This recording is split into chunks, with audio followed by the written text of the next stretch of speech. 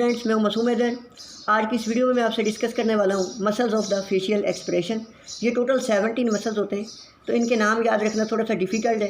तो मैं आपको आज इजी ट्रिक्स बताता हूं कि कैसे आप 5 मिनट में इनके नाम याद कर लेते हैं। तो सबसे पहला मसल, जैसे सीक्वेंस मैंने फॉलो किया है ना, मैंने ये जो सीक्वेंस फॉलो किया है ये KLM का है। आपने भी एज इट इज़ इसी सीक्वेंस को फॉलो करना है, तो आप आसानी से इस मसल्स के नाम याद कर सकते हैं। तो होता क्या है हमारी, जैसे लेट्स सपोज मैं ये बना रहा हूँ, ये स्कल है ना, तो स्कल का जो आगे वाला एरिया होता है इसको कहते हैं फ्रंटल बोन से बनता है ये, जबकि पीछे वाला एरिया जो होता है ये बनता है ऑक्सीपिटल बोन से बनता है। तो एक मसल होता है जो ऑक्सीपिटल रीजन से स्टार्ट होता है और आके इंसर्ट कहाँ पे होता है, फ्रंट पे। तो इसका सिंपल नाम है, कोई नहीं मुश्किल चीज़ नहीं है, ऑक्सीपिटो फ्रंटालिस। यानी कहाँ से स्टार्ट हुआ, ऑक्सीपिटल से स्टार्ट हुआ और फ्रंटल बोन पे आके इंसर्ट हो गया, तो इसको नाम क्या दिया जाएगा, ऑक्सीपिटो फ्रंटालिस। उसके बाद कुछ मसल्स दो दो की फॉर्म में, पेयर्स की फॉर्म में पड़े हुए हैं।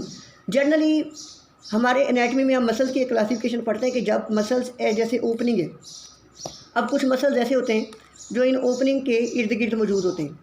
अब इन मसल्स को जनरली इनके लिए जो टर्म इस्तेमाल की जाती है इनको कहा जाता है ऑर्बिक्यूलरिस। ऑर्बिक्यूलरिस क्यों, क्योंकि ये ओपनिंग के इर्द गिर्द मौजूद है। अब हमारी जो नॉर्मा फ्रंटालिस है या जो front part of the skull है, यहाँ पे कौन कौन सी ओपनिंग हो सकती है, दो ही ओपनिंग है, या तो आई की ओपनिंग है जिसमें आई पड़ी हुई है, या हमारे माउथ की ओपनिंग है। माउथ के लिए एनाटमिकल टर्म यूज़ होती है ओरल, जैसे आपको पता होगा ओरल कैविटी। और आई के लिए कौन सी टर्म इस्तेमाल होती है, ऑकुलर, जैसे आपने फिजियोलॉजी में भी पढ़ा होगा, ऑकुलर फ्लूइड, ऑकुलर प्रेशर। तो ऑर्बिक्यूलरिस सिंपली कहते हैं ओपनिंग को सराउंड करने वाले मसल को। तो अगर वो माउथ की ओपनिंग को सराउंड करे तो उसको कहेंगे ऑर्बिक्यूलरिस ओरिस। अगर वो आई की ओपनिंग को क्लोज करें, इसके इर्द गिर्द पाया जाए तो उसको क्या कहेंगे, ऑर्बिक्यूलरिस ओकुलाई। तो वेरी सिंपल है याद रखना, जस्ट नाम से ही आप याद रख सकते हैं। फिर नेक्स्ट दो मसल्स और होते हैं हमारे फेशियल एक्सप्रेशन के, वो कौन कौन से, कि हमारी जो चीक्स होती हैं ना, चीक्स के अंदर एक बोन पाई जाती है जिसको कहते हैं जाइगोमैटिक बोन।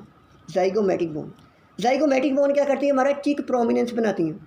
तो जस्ट जाइगोमैटिक बोन के नाम से ही मसल का भी नाम याद रख लेना है आपने। और दो होते हैं जाइगोमैटिकस, यानी जाइगोमैटिक बोन से ओरिजिन लेने वाले मसल, जाइगोमैटिकस मेजर और माइनर। बिल्कुल इसी तरह फ़र्क क्या होगा, माइनर छोटा होगा और थोड़ा सा ऊपर लगेगा। जैसे जनरल रूल है, हमने जितने भी मेजर माइनर पढ़े, टीरीज मेजर, टीरीज माइनर, पैक्ट मेजर, पैक्ट माइनर, माइनर हमेशा ऊपर होता था, मेजर नीचे होता था। बिल्कुल इसी तरह यहाँ पे भी माइनर जो होगा अपर लिप पे लगेगा, जबकि जो मेजर होगा ये जाके लगेगा एंगल ऑफ माउथ, जो लिप से थोड़ा सा नीचे होता है। इसकी डिटेल में आपको इसकी अटैचमेंट में बताता हूँ।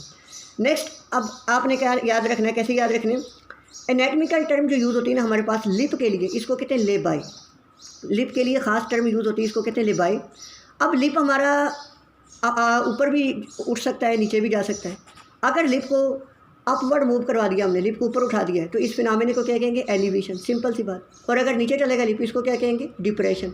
तो इसके लिए सेपरेट मसल यूज़ होते हैं। एक ऐसा मसल होता है जो लिप को ऊपर उठाता है, सिंपली लिप के लिए लेबाई टर्म यूज़ हुई थी, तो एलिवेट करने वाले मसल को क्या कहेंगे, लिवेटर लेबाई।